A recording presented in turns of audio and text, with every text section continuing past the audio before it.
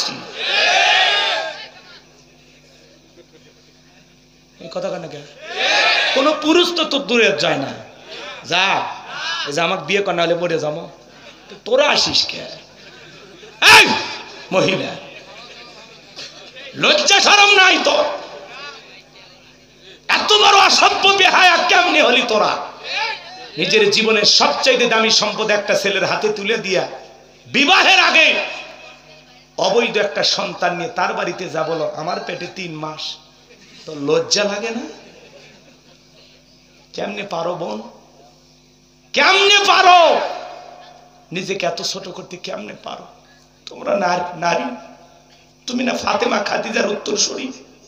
ও মা, তোমার না সম্মান মর্যাদা সবার উপরে, তোর না পায়ের নিচে জান্নাত রে মা।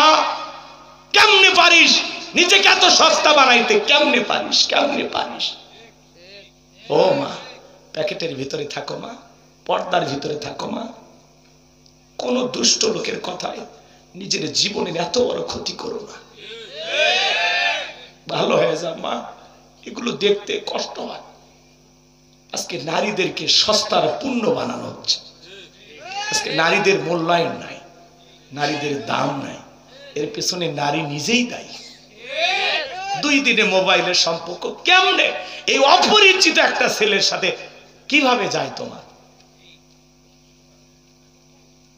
রাগ করেন?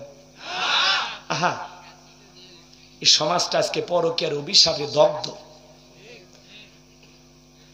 হাজারো পরিবারে পরকীয়ার অভিশাপে সংসার শেষ। করোনা ভাইরাসের চাইতে বড় ভাইরাস হলো এই পরকীয়া প্রেম।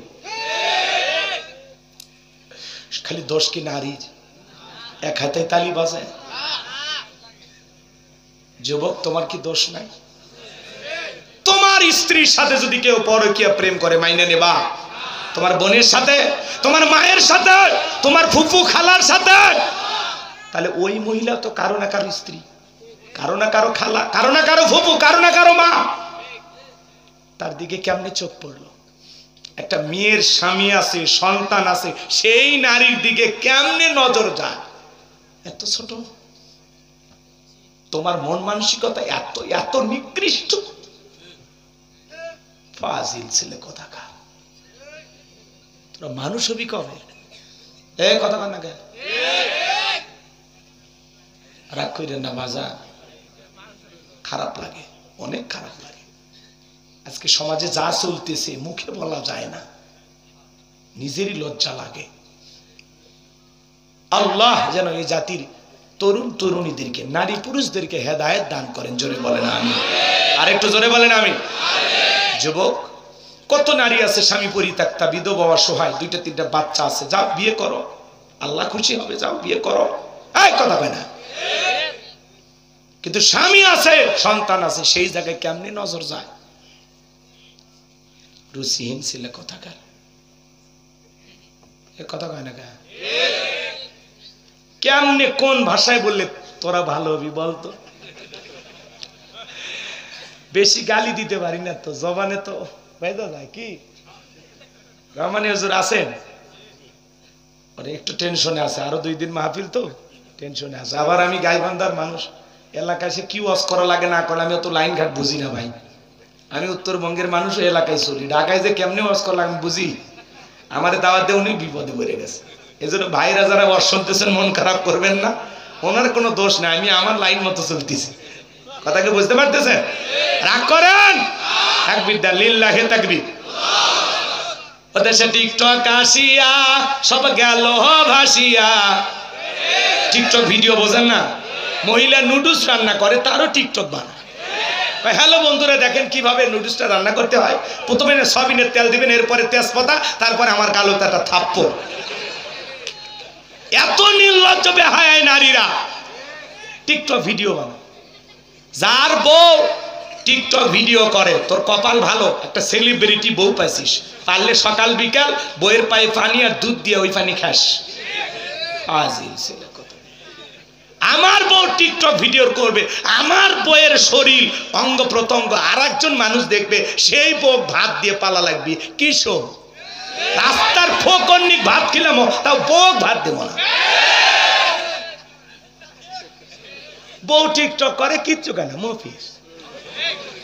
এই তোমার বউয়ের টিকটক আইডি কেন থাকবে? তোমার সে হিরো আলম ভালো। হিরো আলম তা বিয়ে করে বউ নিয়ে টিকটক বানায়, ওই জন্যই বিয়ে করছে, স্বামী স্ত্রী দুইজনে টিকটক বানায়। তুমি বিয়ে করে কি এলে? বউ দিয়ে যারা টিকটক ভিডিও এই যে অনলাইনে ব্যবসা করো, ওই পতিতের মতো তোদের অবস্থা। আল্লাহ যেন হেদায়েত দান করে, জোরে বলেন আমিন। খবরদার এগুলো করা যাবে না। রাগ করেন? বিরক্ত হয়েছেন?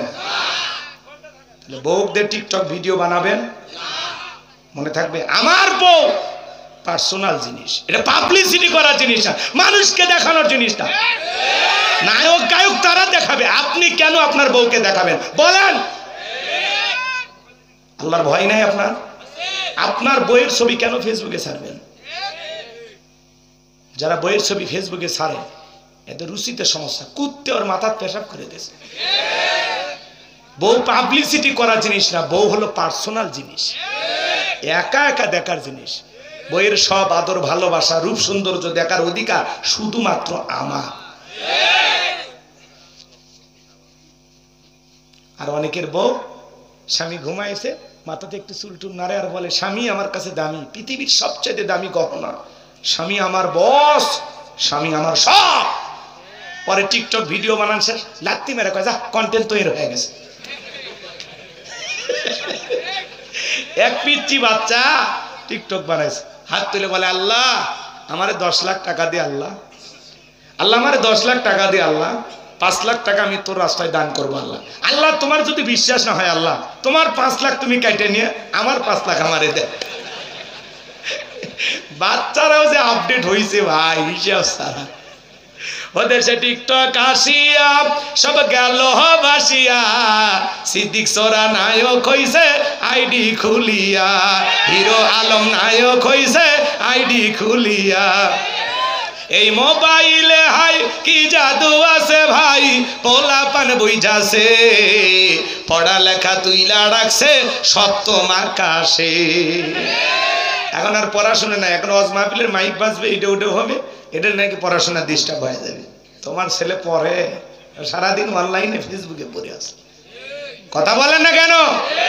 আল্লাহ যেন আমাদের হেদায়েত দান করেন, জোরে বলুন আমিন। তাহলে 4 নাম্বার আল্লাযীনা হুম লিফুরুজিহিম হাফিজুন, নিজের যৌবনটাকে সংযত রাখা, নিজের যৌবনটাকে কন্ট্রোল করা। তাহলে আল্লাহর ভয়ে যৌবনকালে ইবাদত করব কার? হযরত আলী রাদিয়াল্লাহু তাআলা বলেন তোমরা যৌবনের তাড়নায় গুনাহ করো, একদিন তোমাদের যৌবন থাকবে না, আমলনামায় গুনাহ ঠিকই লেখা থাকবে। যুবক রে, তুমি আমি যা করতেছি রং তামাশা সব কিন্তু লিপিবদ্ধ করা হচ্ছে।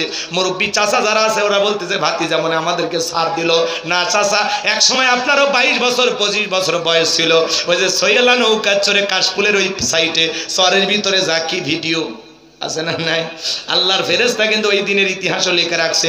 আমবাগান কলাবাগান যেখানে যা করেছেন বাজান, কারে নিয়ে ফ্যান্টাসি কিংডমে ঘুরেছিলেন সেই দিনের কথা মনে আছে? কমলাপুর রেল স্টেশনের পাশে যা বসেছিলেন, কথা বলেন। কারণে সিনেমা হলে সিনেমা দেখেছেন, কি করেছেন না করেছেন, আপনার জীবনের প্রত্যেকটা কথা আপনার আমল নামার ডায়েরিতে লেখা আছে। এখনো সময় আছে নিজের পাপের কথা স্মরণ করে তওবা করে আল্লাহর কাছে ফিরে আসার দরকার আছে না না? মুমিন বান্দার 5 আর 6 নাম্বার গুণাবলী, ওয়াল্লাযীনা হুম লিআমানাতিহিম ওয়া আহদিহিম রাউন। 5 নাম্বার আমানত রক্ষা করা, এই জীবনটা আমানত, ছেলে মেয়ে আমানত, স্ত্রী সন্তান আমানত, যৌবনটা আমানত, টাকা পয়সা সব আমানত, নেতার কাছে জনগণ হলো আমানত, বক্তার কাছে শ্রোতা আমানত, শিক্ষকের কাছে ছাত্র ছাত্রী আমানত, কথা বলে ঠিক কিনা? 5 নাম্বার আমানত রক্ষা করা। 6 নাম্বার হলো ওয়াদা প্রতিশ্রুতি রক্ষা করা। মুমিন মুখে যা বলে অন্তরে তা বিশ্বাস করে, কাজে তা বাস্তবায়ন করে। মুমিন কোন এই ভাই বসেন, 5 মিনিটও লাগবে না, বসেন, শেষ করে দিচ্ছি। রাগ করেন নাকি আপনারা? ভালো করে বুঝবেন। 6 নাম্বার ওয়াদা প্রতিশ্রুতি রক্ষা করা, মুখে যা বলবেন অন্তরে তা বিশ্বাস করবেন, কাজে তা বাস্তবায়ন করবেন। মুমিন কোনদিন প্রতিশ্রুতি ভঙ্গকারী হতে পারে না। 7 নাম্বার হলো ওয়াল্লাযীনা হুম আলা সালাওয়াতিহিম ইউহাফিজুন, যারা যত্ন সহকারে সালাত আদায় করে। আসর পরে মাগরিব পর্যন্ত মসজিদে মন টাঙানো থাকে, যারা মাগরিব পরে এশা পর্যন্ত মসজিদে মন টাঙানো থাকে, 1 নাম্বার গুনাহ আল্লাহ সালাত দিয়ে শুরু করলেন, 7 নাম্বার সালাত দিয়ে শেষ করলেন। তাহলে সালাতের গুরুত্ব কম না বেশি? শুধু একটা নামাজ পড়বেন, বিবিকেও নামাজি বানাইতে হবে, ছেলে মেয়েদেরকেও নামাজি বানাইতে হবে। পৃথিবীর সফল বাবা তারা সন্তানের হাত ধরে মসজিদে নিয়ে যায়, যারা ছোট ছোট বাচ্চাদেরকে মসজিদ মুখে বানাবেন। আজকের শিশু আগামীর বাংলাদেশ, ওরাই হবে ভবিষ্যৎ প্রজন্ম। ছোট বাচ্চাদের যদি মসজিদ মুখে না বানাইতে পারেন, আপনার এই সন্তান ইয়া বাখর গাঁজাখর নিশাখর হবে। কথা বলেন ঠিক কিনা? এজন্য ছোট ছোট বাচ্চাদেরকে মসজিদ মুখে বানাবেন। পারবেন তো ইনশাআল্লাহ? ছোট ছোট বাচ্চাদের হাত ধরে ধরে মসজিদে নিয়ে যাবেন। এ বাজান খবরদার অবহেলা করবেন না। আর অনেক মুরব্বী আছে ছোট বাচ্চা গেলে ধমক দেয়, খবরদার চাচা খারাপ ব্যবহার করবেন না। ছোট ছোট বাচ্চা ওযু পারে না, ওযু শিখায় দেবেন। নামাজে দাঁড়াইতে পারে না, শিখায় দেবেন। ছোট ছোট বাচ্চাদেরকে নামাজ শিখায় দেবেন। একদিন আপনি থাকবেন না, যে ছোট বাচ্চা যারে ওযু শিখাইলেন, নামাজে ওঠা বসা শিখাইলেন, ওই ছোট্ট বাচ্চা আপনার জানাজায় যায় দোয়া করে বলবে, এই চাচা আমি আমারে নামাজ শিখাইছিল। এই জন্য খবরদার, ছোট বাচ্চা মসজিদে গেলে ধমক দেয়া যাবে? ধমক দেয়া যাবে? আল্লাহ আমাদের সঠিক বুঝদান। একটা পরিবারে 4 জন সদস্য সবাই যদি নামাজ পড়ে, ভালো লাগে না খারাপ লাগে? সূরা তাহরিমের 6 নম্বর আয়াতে আল্লাহ কি বলেছেন? হে ঈমানদারগণ, নিজেরও জাহান্নামের আগুন থেকে বাঁচো, তোমার হাল পরিবার পরিজন যারা আছে তাদেরকে জাহান্নামের আগুন থেকে বাঁচানোর চেষ্টা করো। কথা বলে ঠিক না? এ ভাই বসেন বসেন, চলেন আলোচনা শেষ করে দিচ্ছি। যদি পারেন, আমার গাড়িতে আমার লেখা একটা বই আছে, শেষ বিদায়। একজন মানুষকে মরণের পরে কিভাবে বিদায় করা লাগে নবীজির তরিকায়। কথা বোঝেন না? মৃত ব্যক্তিকে চুমা খাওয়া জায়েজ না হারাম? স্বামী স্ত্রী মারা গেলে একে অপরকে গোসল করাতে পারবে কিনা? আত্মহত্যা করে মারা গেলে তারা জানাজায় যাওয়া যাবে কিনা? জান্নাত জাহান্নাম আখিরাত সম্পর্কে, কবরে সলজব সহ বিশেষ কিছু দোয়া সহ 2টা গজল সহ, যদি পারেন এই 76 পৃষ্ঠার বইটা আপনারা নিয়ে যাবেন। মাদ্রাসার ঠিকানা, মোবাইল নাম্বার সব বইটার ভিতরে দেওয়া আছে। 50 টাকা হাদিয়া দিয়া যদি পারেন স্মৃতি হিসাবে নিয়ে যাবেন। রাস্তায় গাড়ি রাখা আছে, আমার গাড়ির ড্রাইভারের কাছে গেলে 50 টাকা হাদিয়া দিয়ে বইটা আপনারা সংগ্রহ করতে পারেন। আল্লাহ যুবকদের কবুল করুন, জোরে বলেন আমিন। এগুলো তো তোমরা কিনবা না, তোমরা কেন উপন্যাস, প্রেম কেন কাদায়, যৌবনের মৌবনী অভিশপ্ত রাত, মিলন হবে কতদিনে? মরণের পরে। কথা কয় না? এগুলো আজে বাজে উপন্যাস কিনো না, চরিত্র ধ্বংস হয়ে যাবে। প্রত্যেকটা মুসলমানের ঘরে একটা সিরাত গ্রন্থ থাকার দরকার আছে না? না? তাহলে আপনার পরিবারের 6 জন সদস্য সবাইকে নামাজি বানাবেন তো ইনশাআল্লাহ। এই 7টা গুণাবলী কারা কারা আমল করবেন হাত তুলে দেখান। আল্লাহ বক্তা শ্রোতা সবাইকে আমল করা তৌফিক দান করুন, জোরে বলুন আমিন। এই 7টা গুণাবলী যদি আমল করতে পারি, উলাইকা হুমুল ওয়ারিসুন আল্লাযীনা ইয়ারিসুনাল ফিরদাউস হুম ফিহা খালিদুন। আল্লাহ বলেন তারাই উত্তরাধিকারী হবেন জান্নাতুল ফিরদাউসের, সেখানে তারা চিরকাল বসবাস করবেন। আল্লাহ কোনোদিন তাদেরকে জান্নাত থেকে বের করে দেবেন না। চিৎকার মেরে বলুন সুবহানাল্লাহ। বাবা শোনাই, শোনো শেষ কথা। 1 নাম্বার বিনয়ের সহিত, নম্রতার সহিত আল্লাহর ভয়ে সালাত আদায় করা। 2 নাম্বার জবান দিয়ে সে কথা বলবো যে কথা বলে সব হয়, সে কাজ চালু করবো যে কাজ চালু করলে সব হয়, সেই জিনিস শ্রবণ করবো যেটা শুনলে সব হয়। সব আছে যেখানে আমরা আছি সেখানে। 3 নাম্বার আল্লাহ ধনী বানাইলে প্রত্যেক বছর হিসাব করে যাকাত দেবো, একবার বছরে একবার। এদিক 4 নাম্বার নিজের যৌবনটা হেফাজত করবো। 5 নাম্বার আমানত রক্ষা করবো, আমানতের খেয়ানত করা যাবে না। 6 নাম্বার ওয়াদা প্রতিশ্রুতি ঠিক রাখবো, কখনো প্রতিশ্রুতি ভঙ্গ করব না। 7 নাম্বার যত্ন সহকারে সালাত আদায় করব। হুজুর এখন দোয়ার দিকে সকলে দরুদ ইব্রাহিম পড়ুন। আল্লাহুম্মা সাল্লি আলা মুহাম্মদ ওয়া আলা মুহাম্মদ কামা সাল্লাইতা আলা ইব্রাহিম ওয়া আলা আলি ইব্রাহিম ইন্নাকা হামিদুম মাজিদ। আল্লাহুম্মা বারিক আলা মুহাম্মদ ওয়া আলা মুহাম্মদ কামা বারাকতা আলা ইব্রাহিম ওয়া আলা আলি ইব্রাহিম ইন্নাকা হামিদুম মাজিদ। বই মঞ্চে নাই, গাড়িতে গেলে বই পাবেন। আল্লাহুম্মা আমিন। রব্বানা যালামনা আনফুসানা ওয়া ইল্লাম তাগফির লানা ওয়া তারহামনা লানাকুনান্না মিনাল খাসিরিন। আল্লাহ তাআলা জয়নাবাড়ি হেমায়েতপুর সাভার জামিয়া রহমানিয়া মাদ্রাসা এতিমখানার উদ্যোগে আজকের 11তম বার্ষিক তাফসীরুল কোরআন মাহফিলের শ্রদ্ধাভাজন সভাপতি, প্রধান অতিথি, গণ্যমান্য ব্যক্তিবর্গ যারা আছে আল্লাহ সবাইকে কবুল করেন। আজকের এই মাহফিলের সার্বিক আয়োজনে আল্লাহর যে গোলাম, প্রতিষ্ঠাতা, পরিচালক মুফতি শামসুল আল্লাহ কবুল করে।